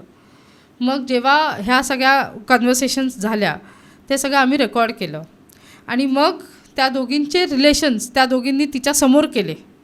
त्या दोघी बोथ दोज फिमेल्स, टार्गेट आणि तिची मैत्रीण, एक फिजिकल रिलेशनमध्ये आले आणि ते त्या माझ्या एम्प्लॉईच्या समोर त्यांनी हे सगळं केले ॲक्टिव्हिटी. आणि मग ती ॲक्टिव्हिटी रेकॉर्ड करून आम्ही क्लायंटला दाखवली की बाबा बॉयफ्रेंड नाही आहे, गर्लफ्रेंड आहे तुमच्या बायकोची. बापरे. आणि मग client was shocked, he went to a terrible shock. तर ते म्हटले असं कसं शक्य आहे, मला नाही वाटत, कारण आम्हाला 2 मुली आहेत. म्हटलं पण आता ती नंतर चेंज झाली आहे, मे बी तुमच्यामध्ये रिलेशन्स कमी पडत आहेत, मे बी काहीतरी प्रॉब्लेम्स असतील तुमच्यात. सो तुम्हाला मॅरेज काउन्सिलिंग घेणं गरजेचं आहे. पण आता ती एवढी पुढे गेली की तिने मग डिसिजन घेतला होता की नाही, मी राहणार तर हिच्याबरोबरच राहणार, मी नवऱ्याबरोबर नाही राहणार. आम्ही दोघी लग्न करणार, आम्ही दोघी एकत्र राहणार, आम्ही दोघी आयुष्यभर एकत्रच राहणार. आणि मग तिला कळलं की ही तिसरीवाली तर निघून गेली, तिथं माझी एम्प्लॉई होती ती, शी इज नॉट इंटरेस्टेड. मग तिने विचारलं की तू स्ट्रेट आहेस का, ठीक आहे तुला नसेल आवडत तर तसं सांग, no problem, you can live. म्हणजे अशा पद्धतीने आम्ही ही केस सॉल्व्ह केली. आणि मग तिला घरातनं बाहेर काढली क्लायंटनी, कारण काही चॉईसच नव्हता, ती क्लायंट बरोबर परत एक होणारच नव्हती. कधी केसेस सॉल्व्ह करताना असं वाटतं का मॅडम की या दोघांच्या ज्या गोष्टी आहेत या लग्न होण्याच्या नंतर या प्रकाशात आल्यात म्हणून खूप अडचण आली सेपरेट होण्यासाठी, हे आधीच माहिती असतं तर बरं झालं असतं. सो राईट, प्री मॅट्रिमोनियल इन्व्हेस्टिगेशनवर मला यायचं आहे की किती गरजेचं आहे सध्या ते? खूप जास्ती गरजेचं आहे. प्री मॅट्रिमोनियल इन्व्हेस्टिगेशन पण करायलाच पाहिजे. ओके. प्री मॅट्रिमोनियल इन्व्हेस्टिगेशन जे आहे हे न केल्यामुळे एका फॅमिलीमध्ये किती मोठा प्रॉब्लेम झाला हे आपण आता बोलूया. एक अहमदाबादचा इंडस्ट्रियलिस्ट होते आणि टेक्स्टाईल इंडस्ट्रियलिस्ट होते ते, आणि त्यांचा भाऊ बँकर होता इंदोरमध्ये. तर आता हे अहमदाबादवाल्यांची जी इंडस्ट्रियलिस्ट जे आहेत, तो आधी लग्न झालेला नव्हता, त्याचं लग्न आधी झालेलं नव्हतं, तिकडच्याचं लग्न झालं होतं जो बँकर होता इंदोरमध्ये. तर त्याच्या बायकोचं अहमदाबादवाला जो इंडस्ट्रियलिस्ट आहे त्याच्याबरोबर अफेअर होतं. आता अहमदाबादवाला जो इंडस्ट्रियलिस्ट आहे तो खूप पैशानी स्ट्रॉंग, पैशानी सगळं म्हणजे घरदार, एकदम मोठं बंगलो, एकदम सगळं लक्झरी वगैरे, सगळं लक्झरी लॅविश लाईफ होतं त्याचं. आणि बँकर जो होता त्याचं असं होतं की बँकेत कामाला आहे तेवढा पुरतं तेवढं जो पगार येईल, मिडल क्लास, आणि एक 2 व्हीलर फक्त, आणि छोटंसं एक घर इंदोरमध्ये, बस एवढंच. तर त्याच्या बायकोला अट्रॅक्शन होतं की अहमदाबादचा जो आहे भाऊ, हा दिसायला पण छान आहे आणि ह्याच्याकडे पैसा पाणी भरपूर आहे. लिटरली हा अहमदाबादवाला त्यांच्या कपड्यांपासून, म्हणजे अगदी म्हटलं तर सगळ्याच कपड्यांपासून, घरातलं फर्निचर, घरातलं राशन पाणी, सगळ्याचा ही use to take care of, सगळ्याचा खर्च हा करत होता अहमदाबादवाला. मग ह्याची लग्नाची वेळ आली. आता ह्या दोघांचं ऑलरेडी अफेअर चालू होतं, पण आता ह्याचं तर लग्न तर केलं पाहिजे. बरोबर. त्याच्या भावाला माहीत नाही बँकरला की माझ्या बायकोबरोबर माझ्या भावाचं अफेअर आहे. म्हणून ह्याच्या लग्नाची वेळ आल्यानंतर मुलगी जिने लग्न केलं तिने ह्या लोकांनी लव्ह मॅरेज केलं. हा इथे मुलीबरोबर एका प्रेमात पडला, तिच्याबरोबर अफेअर झालं आणि तिच्याशी त्यांनी लग्न करून घेतलं. आता मुलीच्या घरातले तेव्हा नको करू लग्न म्हणत होते, पण त्यांनी एकच गोष्ट चूक केली की त्यांनी प्री मॅट्रिमोनियल इन्व्हेस्टिगेशन नाही करून घेतलं की मुलगा कसा आहे, मुलाचं काय आहे का, अफेअर आहे का, घरातल्यांची रिलेशन्स कसे आहेत वगैरे, हे सगळं त्यांनी बघितलं नाही. आणि मुलगी डायरेक्ट दिली, लग्न केलं. घरातले नको नको म्हणत असताना हे लग्न झालं. लग्न झाल्यानंतर काही दिवसांनी, 6 महिने 7 महिन्यांनी असं तिला कळायला लागलं की बाबा माझा नवऱ्याचं जास्त इन्क्लिनेशन माझ्या जावेकडे आहे. आता जावेकडे एवढं इन्क्लिनेशन असायचं काय कारण, म्हणजे अगदी जेवलो, झोपलो, उठलोय, आंघोळीला चाललोय, बाथरूममधनं फोन, टॉयलेटमध्ये बसलाय, टॉयलेटमधनं फोन, बरं तुम्हाला काय लागतंय लगेच स्विगीवरनं पाठवणार, ब्रेकफास्ट पाठव, लंच पाठव, डिनर पाठव. महिन्याला 4-5 लाख तिला पाठवायचा तो. बापरे, एवढे मोठे मोठे ट्रान्झॅक्शन्स तो करत होता. आणि बायकोला म्हणायचा ती माझी भाभी आहे, माझी वहिनी आहे, भाभी माँ के समान होतीये, बापरे, तू मध्ये बोलायचं नाहीस, तुला जेलेसी होत असेल तर तू राहू नकोस, तुला हे कळलं पाहिजे की माझी वहिनी आहे, माझा भाऊ आहे, तिला मुलगा आहे लहान, तिला लहान मुलगा होता, त्यांचे एक्सपेन्सेस कोण करणार, त्याची सॅलरी काही एवढी जास्त नाही आहे, मग मी भाऊ म्हणून माझंच काम आहे ना, मी मोठा आहे घरातला, माझं काम आहे की त्यांना बघणं वगैरे. तर असं सगळं करून हा सगळे एक्सपेन्सेस त्यांचे करायचा. दर महिन्याला 3 लाख 4 लाख 5 लाख असे ट्रान्झॅक्शन्स तिला असायचे डायरेक्ट तिच्या अकाउंटला. आणि मग बायकोला डाऊट यायला लागला. 2 वर्ष 3 वर्ष हेच चालू आहे. दोघांमध्ये भांडणं, नंतर फिजिकल रिलेशन्स कमी झाले, नंतर तिच्याकडे जास्त इन्क्लिनेशन वाढतच राहिलं. मग बायकोनी माझ्याकडे केस दिली की बघा काय आहे ते, मला तर असं डाऊट आहे की त्यांचं दोघांचं अफेअर आहे. पण मी जितक्या वेळेला घरात बोलले तर मला सगळ्यांनी असं सांगितलं की तुझं सोच घाणेरडी आहे, तू किती घाणेरडे विचार करतेस, घरात वहिनीबरोबर स्वतःच्या तू जोडतेस, म्हणजे डाऊट करण्याची तुझी वृत्तीच घाण आहे तिच्यावरच उलटवायला लागलं. हां, तिला त्यांनी खूप हे केलं. घरातल्या सगळ्यांनीच हे एक्सेप्ट नाही केलं. इनफॅक्ट जेव्हा तिने तिच्या आईवडिलांना सांगितलं त्यांनी सुद्धा हे बोललं तिला की अशी घाणेरडा विचार तू कसा करू शकतेस, घरात ती मोठा भाऊ येतो, त्याची रिस्पॉन्सिबिलिटी आहे काळजी घेणं वगैरे, तर एवढ्याशा गोष्टींवरनं ट्रान्झॅक्शन वगैरे बघितल्यावरनं तू असे का डाऊट करतेस. पण it was not just about transaction. ते असं पण होतं की 24 तास तो तिच्याशी फोनवर बोलत राहायचा, खाली वॉकला जायचा 3-3, 4-4 तास फोनवर बोलायचा, मग वरती यायचा, ही झोपल्यानंतर वरती यायचा आणि गपचूप झोपून जायचा. म्हणजे हिच्याबरोबर रिलेशनशिपच नव्हतं, रिलेशन फक्त त्याच्या वहिनीबरोबर जास्त होतं, तिथे इन्क्लिनेशन वाढत होतं. आणि मग नंतर तिने केस आम्हाला दिल्यानंतर आम्ही इन्व्हेस्टिगेशन चालू केलं आणि मग त्यात कळलं की हा इथून इंदोरला जायचा, ऑफिसला जातोय म्हणून सांगायचा, सकाळची फ्लाईट घ्यायचा, इंदोरला जायचा, इंदोरमध्ये जाऊन त्यांचे दोघांचे रिलेशन्स व्हायचे, हा संध्याकाळी किंवा दुसऱ्या दिवशी यायचा, ऑफिसचं काम आहे, टेक्स्टाईलचं काम आहे, इंडस्ट्रीचं काम आहे, असं काही सांगून बाहेर चाललो आहे वगैरे सांगून हा इंदोरला जायचा. आणि इंदोरवरनं तीसुद्धा बऱ्याचदा इकडे यायची आणि इकडे येऊन ती त्याला भेटायची, हे लोक हॉटेलवर जायचे. मग हे सगळे एव्हिडन्स त्याला शॅडो केल्यानंतर कळले, त्याचे फ्लाईटचे डिटेल्स आम्ही काढले, हा कुठे ट्रॅव्हल करतो, कसा ट्रॅव्हल करतो आहे, एकटा ट्रॅव्हल करतो आहे का, मग हे सगळे डिटेल्स काढले. आणि मग इंदोरमध्ये एका हॉटेलमध्ये रेग्युलरली हे लोक जात होते, मग त्या हॉटेलचे आम्ही सगळे डिटेल्स काढले आणि मग बायकोला सांगितलं की हो बाबा तुझा डाऊट बरोबर आहे. मग तिने हे फॅमिलीमध्ये सगळ्यांना दाखवलं की हे असं आहे, मी जे काही डाऊट करते तो नुसता डाऊट नाही आहे, हे फॅक्ट आहे, हे एव्हिडन्सेस आहेत. मग त्या दोघांना लाज वाटली लिटरली आणि मग ते मॅटर सगळं सॉर्ट आऊट झालं. तिने डिवोर्स घेतला, ॲल्युमिनी घेतली, तिचे जे राईट्स होते, प्रॉपर्टी राईट्स वगैरे ते सगळे तिने घेतले आणि तिच्या मुलीला घेऊन ती सेपरेट झाली. मुलींमुळे ती शांत राहत होती, नंतर मुलींना घेऊन ती सेपरेट झाली एकदम आणि केस सॉर्ट आऊट झाली. ओके. म्हणजे हे असं घरातल्या घरात सुद्धा रिलेशन्स असतात आणि अफेअर्स असतात, पण हे घरातले अफेअर्स सापडणं खूप डिफिकल्ट असतं. बरोबर, कारण त्यांच्या पर्यंत पोहोचणार कसं पोहोचणार. तो डायरेक्ट म्हणायचा ना माझी भाभी आहे, भाभी माँ के समान होती है and you are having an affair with your own mother kind of thing ना. करेक्ट आहे. तर अशा पद्धतीने ही फॅमिली मॅटर आपण सॉल्व्ह केलं. फॅमिली मॅटर तर आपण सॉल्व्ह केलं, पण ह्याच्यामध्ये अजून शॉकिंग असतं की तुमच्या घरातले जे वयस्कर लोक आहेत त्यांच्याकडे कशा पद्धतीने बघितलं जातं. तुम्ही आदराने बघता आणि तुम्ही त्यांना रिस्पेक्ट देता, मार्गदर्शक आहेत किंवा अंकल आपण त्यांना ॲड्रेस करतो किंवा आपण त्यांना खूप रिस्पेक्ट देतो. तुम्हाला वाटतं का ते तेवढ्या रिस्पेक्टचे लायक असतात? सॉरी टू से, पण माझ्याकडे 72 पासून 80 वर्षाच्या म्हाताऱ्यांपर्यंतच्या केसेस आलेले आहेत. आणि अफेअर कोणाबरोबर तर 23-24 वर्षाच्या मुलींबरोबर, 25 वर्षाच्या मुलींबरोबर. असं चालता येत नाही आहे, थरथर हातपाय कापतात, पण तसे डेटवर जातात ते लोक. आपण जेवढ्या केसेस सॉल्व्ह केल्या मॅम, प्रत्येक केसमध्ये मध्यवर्ती गोष्ट सेक्स ही होती, सेक्शुअल रिलेशनशिप, फिजिकल नीड्स आणि सेक्शुअल प्लेजर. आता या केसमध्ये जर काही होऊच शकत नसेल तर का बरं हे लोक अफेअर करतात?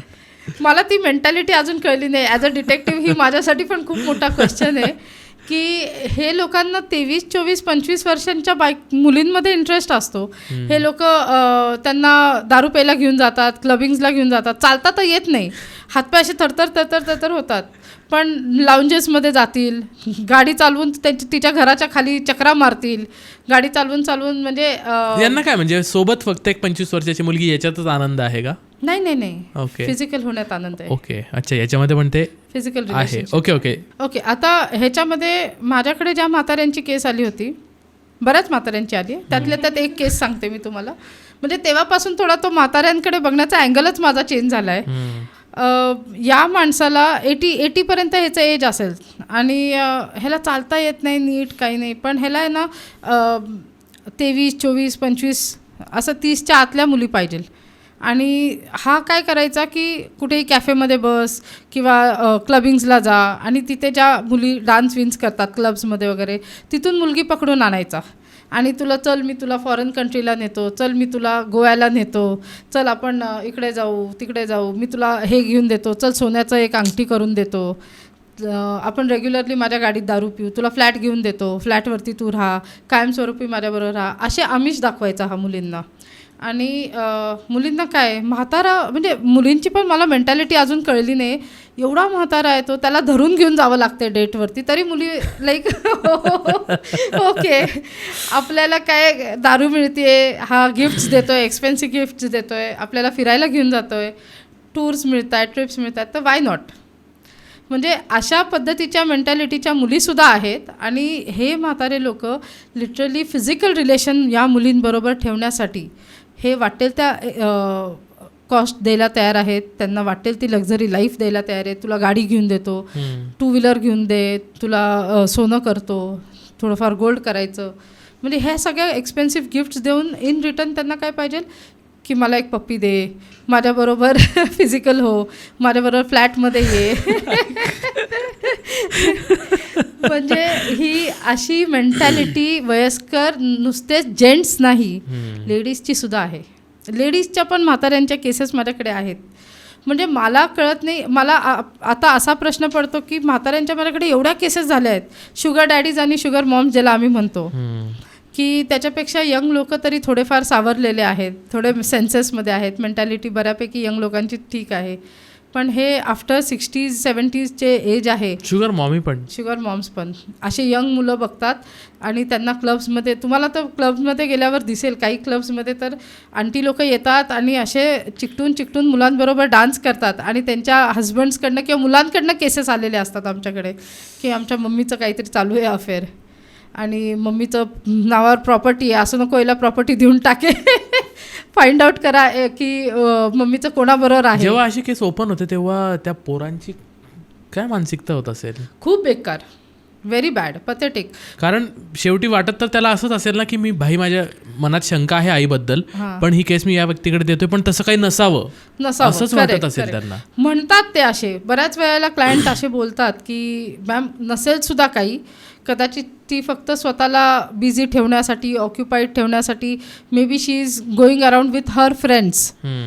पण अल्टिमेटली जेव्हा आम्ही इन्व्हेस्टिगेट करतो तेव्हा she is going around with younger boys like 30s आणि 25s. आणि या मुलांना ते यूज करून घेणं, बाईक देतो किंवा तुला तुझे ॲडमिशन्स पाहिजे तिथे करील, तुझं सगळे लक्झरीज, तुला आयफोन्स देईल आणि तुझे सगळे लक्झरीजची काळजी मी घेईल. मदर्स आर ऑल्सो डुईंग दिस. म्हणजे शुगर मॉम्स असे मार्केटमध्ये आहेत. मग त्यांना डिस्कोजला घेऊन जाणं, त्यांना वाटेल ती दारू पाजणं, एक्सपेन्सिव्ह ड्रिंक्स देणं, त्यांच्याबरोबर तिथे डान्स करणं. जे प्लेजर्स त्यांनी आयुष्यात कधी केले नाही आहेत ते प्लेजर्स या एजमध्ये ते करतायत.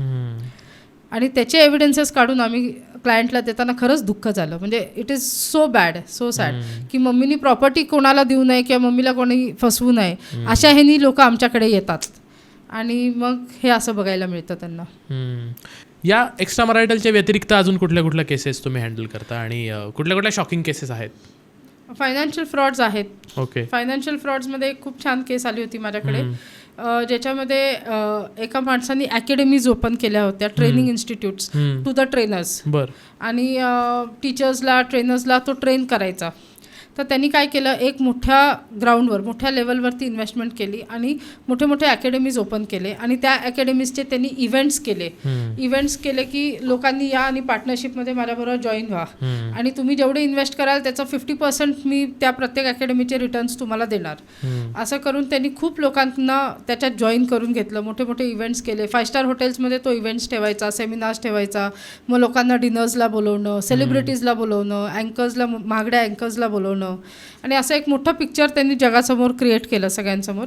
आणि लोकांनी ते पिक्चर बघून लोक फसले की बाबा हा खूप मोठा माणूस आहे, हा इन्व्हेस्टर आहे आणि हा पैसे आपल्याला देणार आहे, इथे जर आपण इन्व्हेस्ट केले तर आपले पैसे सेफ आहेत आणि 50% रिटर्न्स मिळते. 50% रिटर्न्स आज कुठे मिळतात?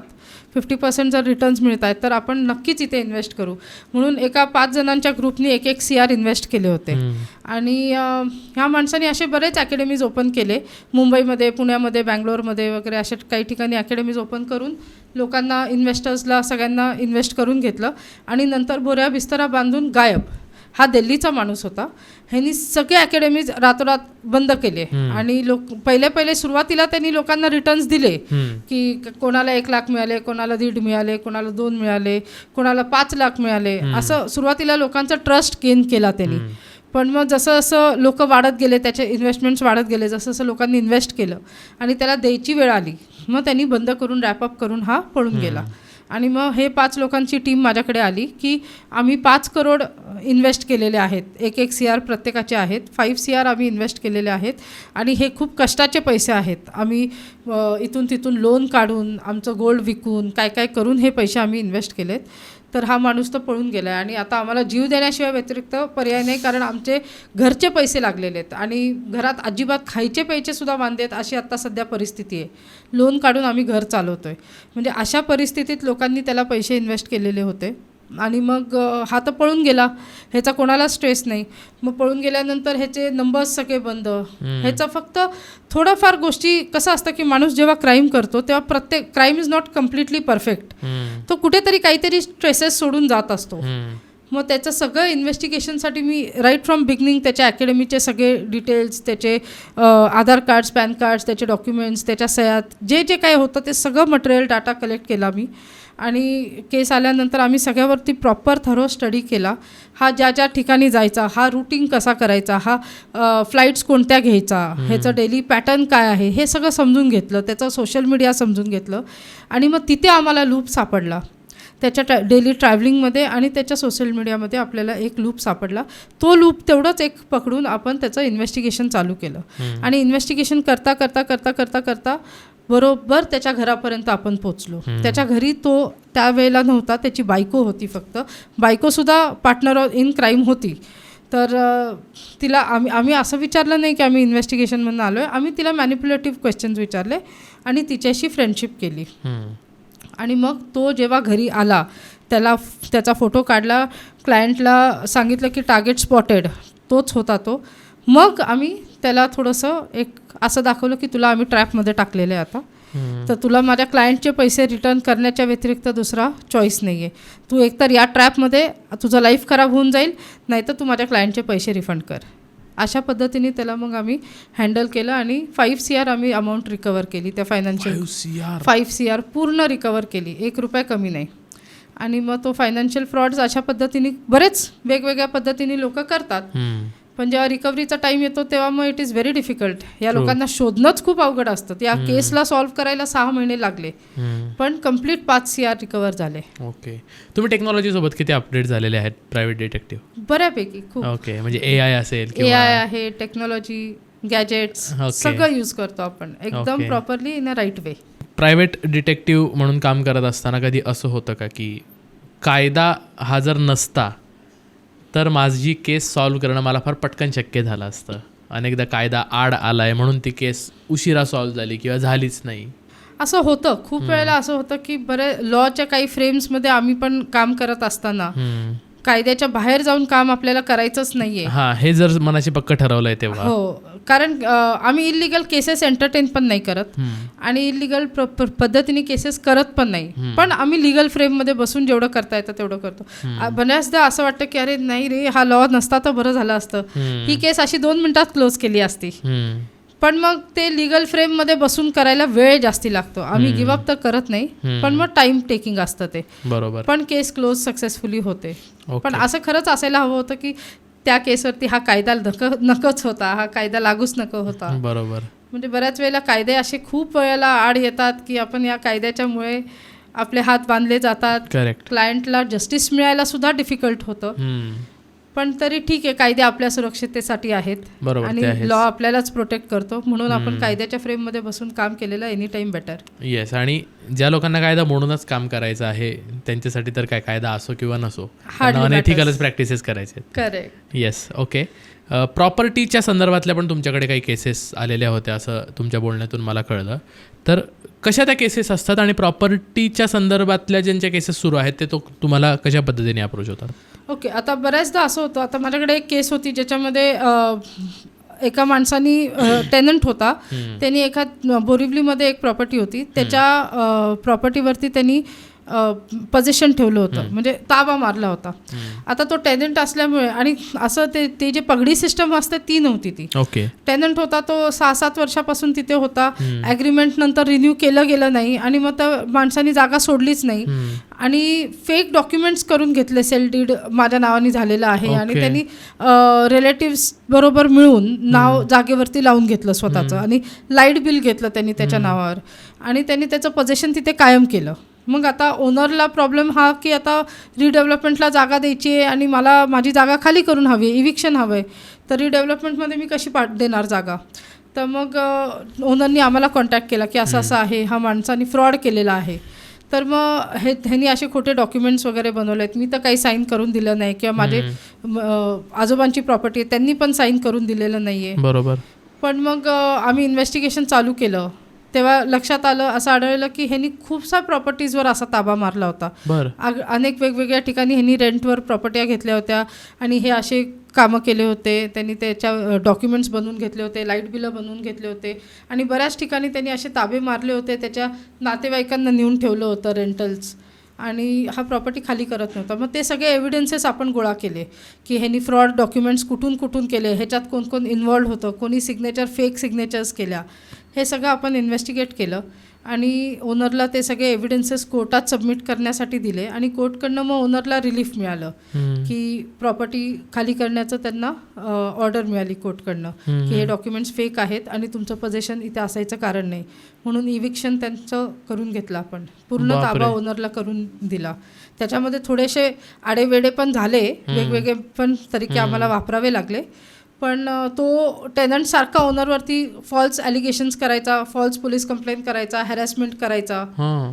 पण मग तेच त्याच्यावरती आम्ही उलटं केलं. ओनर्सनी काय काय काळजी घेतली पाहिजे पण मग अशा वेळी, म्हणजे वेळच्या वेळी ॲग्रीमेंट रिन्यू झाला पाहिजे? रिन्यू व्हायलाच पाहिजे दरवर्षी 11 महिने झाले ॲग्रीमेंट रिन्यू करायचं. ओके. आणि लॉंग लीज असेल तर मग लॉंग लीजचं ॲग्रीमेंट जेवढे आहे तेवढे इयर्स कंप्लीट झाल्यानंतर परत रिन्यू करायचं, नाही तर खाली करून घ्यायचं. ही प्रिकॉशन घेतलीच पाहिजे. ओके. आणि रिलेटिव्सनी तुमच्याच जर का तुम्हाला असं बॅकस्टॅप केलं आणि त्यांना प्रॉपर्टी, बरोबर, तर मग दॅट NOC वगैरे मध्ये त्यांनी रिलेटिव्सची हेल्प घेतली होती खूप. अजून कॉम्प्लिकेटेड झाली आणि रिलेटिव्सनी पैसे त्याच्याकडनं घेतले होते. म्हणजे जर 3 CR ची प्रॉपर्टी तर त्यांनी रिलेटिव्सला एक 10-20 लाख दिले, काम झालं त्याचं. बापरे, असं होतं ते. तर अशा पद्धतीने थोडीशी काळजी घेतली पाहिजे की कोण टेनंट आपण ठेवतोय त्याचं पोलीस व्हेरिफिकेशन करून घेतलं पाहिजे. या केसमध्ये जर तो जो ओनर होता तो जर तुमच्याकडे अप्रोच झाला नसता किंवा थोडासा त्यांनी आडमार्गाने काही गोष्टी केल्या नसत्या तर गेली असती प्रॉपर्टी गेली असती. त्याला काढताच नसतं आलं त्या माणसाला बाहेर. आणि त्यांनी आधी पण खूप प्रयत्न केले होते. 2 वर्ष तो प्रयत्नात होता की ह्याला कसंही बाहेर काढावं. त्यांनी पण पोलीस कंप्लेंट केली वगैरे, पण सिव्हिल मॅटर असल्यामुळे पोलीस दाद देत नाहीत. पोलीस म्हणतात की तुमचं सिव्हिल मॅटर आहे, पोलीस स्टेशनला कामच नाहीये, कोर्टात जा. आणि कोर्टात तर दिवाणी दावा लावायचा म्हटलं तर 10 वर्ष 15 वर्ष किती पण वर्ष जाऊ शकतात. दिवाणी दाव्याला काही शुअर नाही की किती वेळात ते होईल. बरोबर. इंजंक्शन सूटला पण कितीतरी वेळ लागतो. मग अशा वेळेस तुम्हाला थोडंसं वेगळ्या मार्गाने करणं गरजेचं असतं किंवा कोर्टला निदान एव्हिडन्स तरी देणं गरजेचं असतं की हा फ्रॉड माणूस आमच्या प्रॉपर्टीमध्ये आहे. बरोबर. असं. ओके. आणि प्रॉपर्टी संदर्भातल्या अजून कुठल्या पद्धतीच्या केसेस येतात किंवा काय म्हणजे लोकांनी काय काय सजग राहायला पाहिजे? पोझिशनच्या बाबतीत, डॉक्युमेंटेशनच्या बाबतीत काही केसेस अशा पण आल्या आहेत की परस्पर लोकांनी 7/12ला नावं लावून घेतली आहेत आणि ओनरला माहितीच नाहीये की 7/12वरती आमचं नाव काढलंय आणि दुसऱ्याचं नाव लावलंय. बापरे. असे पण काही केसेस माझ्याकडे आलेले आहेत. त्यात पण मी लोकांना रिलीफ दिलेला आहे, हेल्प केलेला आहे. तर प्रॉपर्टी मॅटर्स भरपूर येतात. फायनान्शियल फ्रॉड्स आणि प्रॉपर्टी मॅटर्स वेगवेगळ्या पद्धतीचे आपल्याकडे येतात. ज्या पद्धतीने तुम्ही या क्षेत्रात आलात, आपलं सुरुवातीला जे डिस्कशन झालं की मूवीज आवडायच्या किंवा क्राईमच्या अशा काही हे आवडायच्या, आता तर मुलामुलींना खूप इझिली अवेलेबल आहे सगळं. खूप लोकांचा इंटरेस्ट पण जागृत झालेला असतो अशा बाबतीत काम करण्याचा. ज्या नवीन मुली येऊ इच्छितात या क्षेत्रामध्ये, तर तुम्ही त्यांना काय संदेश द्याल की मुलींसाठी हे क्षेत्र खरंच अवघड आहे, सोपं आहे, की आल्यानंतर तुम्हाला कधी असं वाटलं उगाच आले या क्षेत्रात? नाही, मला असं कधीच वाटलं नाही, कारण माझं हे पॅशन होतं. सिन्स चाइल्डहूड माझं हे पॅशन होतं आणि मी माझ्या वयाच्या 16व्या वर्षी या प्रोफेशनमध्ये आले. तर मी मुलींना हे सांगेल की जर पॅशन असेल तरच हे काम करा. जर पॅशन नसेल तर this is going to be really tough. म्हणजे खूप सारे चॅलेंजेस ह्याच्यामध्ये सुरुवातीपासून मला आले. जसं मी माझ्या काही पॉडकास्टमध्ये सांगितलं की मला किडनॅप केलं होतं दिल्लीला. हो. नंतर काही वेळेला बऱ्याच वेगळ्या वेगळ्या गोष्टी झालेल्या आहेत माझ्याबरोबर, त्या मी ओपनली आता सांगत नाही आहे. पण खूप चॅलेंजेस आहेत आणि पॅशन असलं तर तुम्ही शेवटपर्यंत ह्याच्यामध्ये जाऊ शकता. पॅशन असलं तर यू कॅन, म्हणजे you will love the profession. रोज तुमच्या मागेही कोणी ना कोणी डिटेक्टिव्ह सोडत असतील, असंही होत असेल. मी माहितीच नाहीये कोणाला आणि आम्ही कळूनच देत नाही. मी माझा चेहरा लपवायचं कारण हे आहे की माझं हेच पहिली गोष्ट म्हणजे सेल्फ सिक्युरिटी, दुसरी गोष्ट म्हणजे क्लायंटची कॉन्फिडेन्शियलिटी, क्लायंटची सेफ्टी. आणि मी माझा चेहरा सगळीकडेच लपवते, कोणालाच माहिती नाही आहे मी कोण आहे. कारण मी अवॉर्ड्ससुद्धा जेवढे घेतलेत सगळे अवॉर्ड्ससुद्धा मी मास्क घालून घेतलेले आहेत. ओके. मी पॉडकास्ट सुद्धा अंधारात देते, मास्क बिहाइंड द स्क्रीन माझं काम आहे. मला कळलेला आहे चेहरा तुमचा आज. त्यामुळे तुम्ही मला कुठे बाहेर मॉलमध्ये वगैरे भेटलं तर मी ओळख काय देणारच नाही तुम्हाला. पण जर केस आली तर मी तुमची पण सॉल्व्ह करून देईन. थँक्यू. हा मला फार मोठा फायदा होऊ शकतो तुमचा. आय होप मला तुमच्याकडे येण्याची गरज पडू नये. I hope. आणि माझं सगळं येस, आपली जी ओळख प्रेमाची झालेली आहे ती प्रेमाचीच राहू देत शेवटपर्यंत. वा, क्या बात आहे. एक्स्ट्रा मॅरिटलपासून कॉर्पोरेटपासून तर फायनान्शियल फ्रॉडपर्यंत आणि प्रॉपर्टी या सगळ्या केसेस तुम्ही इतक्या ओपनली छान पद्धतीने सांगितल्यात. खूप मजा आली ऐकताना. आणि एकीकडे हे पण रिअलायझेशन झालं की खूप छान सोसायटीत आपण जगत आहोत, त्या सोसायटीची दुसरी पण बाजू आहे आणि तिकडे सगळं सुकर व्हावं, तिथे सुलभ व्हावं, अनेक पीडितांना आणि या लोकांना अन्याय ज्यांच्यावर झाला आहे त्यांना न्याय मिळावा. म्हणून एक कॅटलिस्ट म्हणून तुम्ही काम करत आहात की जो पडद्यापुढे कधीच नसतो पण पडद्यामागे अनेक गोष्टी घडवत असतो आणि अनेकांच्या लाईफमध्ये काही ना काही चांगलं व्हावं यासाठी प्रयत्न करत असतो. त्यासाठी तुम्हाला खूप खूप शुभेच्छा. तुम्हाला येणारे जे प्रोजेक्ट्स असतील ते, आणि दरवेळीप्रमाणे आपण लिंक्स तुमच्या सोशल मीडियाच्या ज्या असतील त्या खाली देऊच यात. तुमचे काही संपर्क नंबर असतील ते पण देऊन ठेवा, तुमचे PHचे असतील वगैरे, तर ज्यांना तुमची गरज असेल ते तुमच्यापर्यंत पोहोचण्याचा प्रयत्न करतील. खूप खूप थँक्यू, तुम्ही आलात आणि हे हेरगिरीचं पत्र आमच्या ऑडियन्ससाठी प्रस्तुत केलं. Thank you so much. मित्रांनो, हे पत्र तुम्हाला कसं वाटलं नक्की सांगा. जसं मी म्हणालो की छान सोसायटीत जगत असताना सोसायटीची दुसरी बाजू आहे ती कशी असते आणि त्याच्यात काम करणारा व्यक्ती कसा असतो, ती महिला कशी असते, तिचं आयुष्य कसं असतं आणि कुठल्या कुठल्या पद्धतीच्या केसेस त्यांच्यापर्यंत येतात हे तुम्हाला कळावं यासाठीचं हे पत्र होतं. अजून अशी नवीन विषयांची कुठली कुठली पत्र तुम्हाला ऐकायला आवडतील हे आम्हाला नक्की कळवा. आम्ही तुमच्या सगळ्या कमेंट्स फार सिरियसली वाचत असतो आणि त्यावर फार विचार करत असतो, त्यामुळे तुमचे सजेशनसुद्धा खूप वेलकम आहेत. अशाच नवीन पत्रासोबत भेटूया पुढच्या भागामध्ये. तोपर्यंत खूप खूप धन्यवाद. कळावे, तुमचा पोस्टमन सर्वेश.